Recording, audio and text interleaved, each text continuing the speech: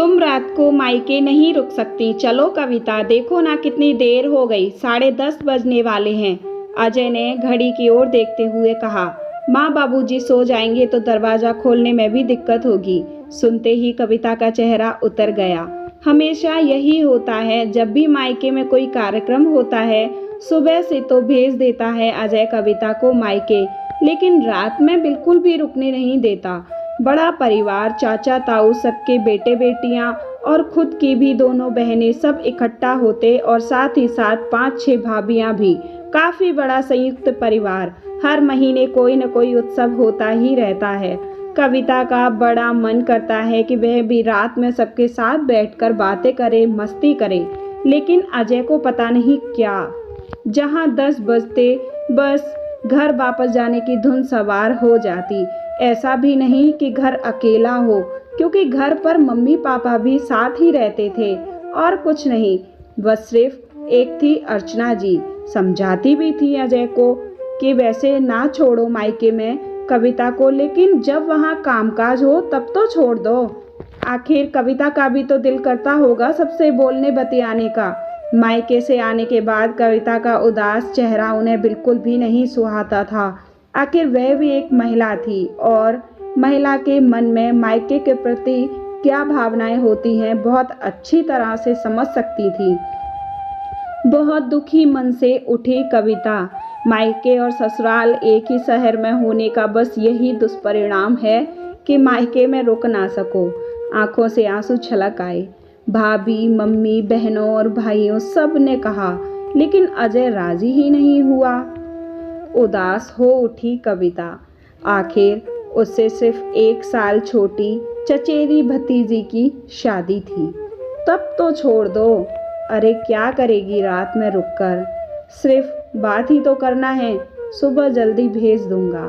और बहुत ही बूझे मन से बाहर आ गई कविता और मोटरसाइकिल पर बैठकर पहुंच गई ससुराल। तुम फिर कविता को वापस ले आए, उसको भतीजी की शादी में तो रुकने देते। पता नहीं इस लड़के की बुद्धि में क्या शुमार है। कविता का उतरा हुआ चेहरा देखकर कविता की सास अर्चना भी दुखित हो गई। आखिर वह भी 2-2 बेटियों की माँ जो थी। क्या माँ, आप भी शुरू हो गई? और लोगों से कह आया हूँ कि सुबह जल्दी भेज दूंगा, अजय ने कहा। कविता की शादी को सिर्फ अभी 1 साल ही हुआ है। सिर्फ एक बार पग फेरे में ही 1 दिन के लिए कविता अपने मायके रुकी थी और उसके बाद तो अजय ने कभी छोड़ा ही नहीं। वह भी अजय की खुशी के लिए चली आती, लेकिन जब मायके में सब लोग एक साथ इकट्ठा होते तब वह बहुत उदास हो जाती। इस बार जब अजय और कविता की शादी की सालगिरह पड़ी तो अजय की माँ अर्चना जी ने अपनी दोनों ही बेटियों को बुलाया और उन लोगों से मिलकर कुछ साठगांठ कर ली। जब कार्यक्रम निपट गया तो दोनों बहनें अपने अपने बैग लेकर वापस जाने लगी। अजय बोला, दीदी ये बैग लेकर कहाँ जा रही हैं? हम लोग वापस जा रहे हैं। क्या मतलब? अभी वापस नहीं जाने दूंगा। आप लोगों को तो पता ही है कि हम लोग रात में ही बैठकर बातचीत कर पाते हैं। आप कब आई और कब चली गई पता ही नहीं चलेगा। क्या बताऊं भैया, तुम्हारे जीजाजी इसी शर्त पर लाए थे कि रात को ही वापस निकलना है। तब हमने हामी भरी, तभी हम तैयार हुए। हाँ हाँ बिल्कुल, हम लोगों को रात में ही वापस जाना है। क्या करेंगी ये लोग रुककर? दोनों जीजाजी भी पीछे से बोले। जीजाजी ऐसे तो बिल्कुल भी अच्छा नहीं लगेगा। कहीं बहन बेटियां इस तरह रात में वापस होती हैं।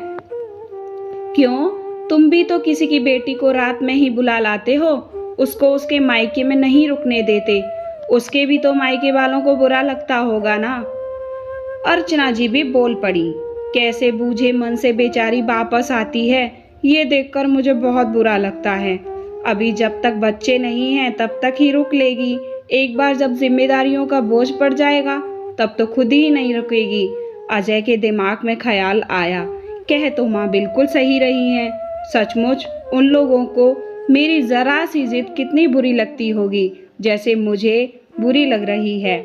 आखिर उसकी शादी को अभी दिन ही कितने हुए हैं, सिर्फ 1 साल। और जब अपने पर पड़ी तो सब समझ में आ गया। अच्छा माँ, अब मैं समझा, ये सब आपकी ही बनाई हुई योजना है मुझे सही राह पर लाने के लिए। लेकिन दीदी लोगों के इस तरह जाने से मुझे सचमुच बहुत बुरा लग रहा था। प्लीज़ कविता, मुझे माफ़ कर दो। अब से तुम जब भी चाहो तब मायके में रुक सकती हो और मैं तुम्हारे साथ ज़बरदस्ती नहीं करूँगा। अजय कविता का चेहरा निहारते हुए बोला, बहुत बहुत धन्यवाद मम्मी। और कविता बहुत खुश होकर अपनी सास अर्चना के पैरों में झुकने लगी।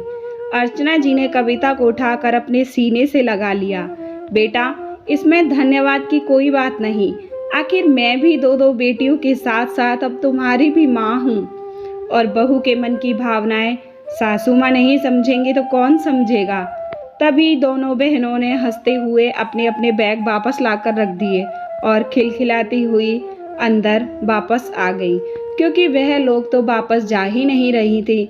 ये तो सिर्फ अजय को सीख देने की योजना का ही प्रारूप था। तो बहन बेटियों को भी मायके जाने का हक है। उम्मीद करती हूँ आपको मेरी ये कहानी ज़रूर पसंद आई होगी।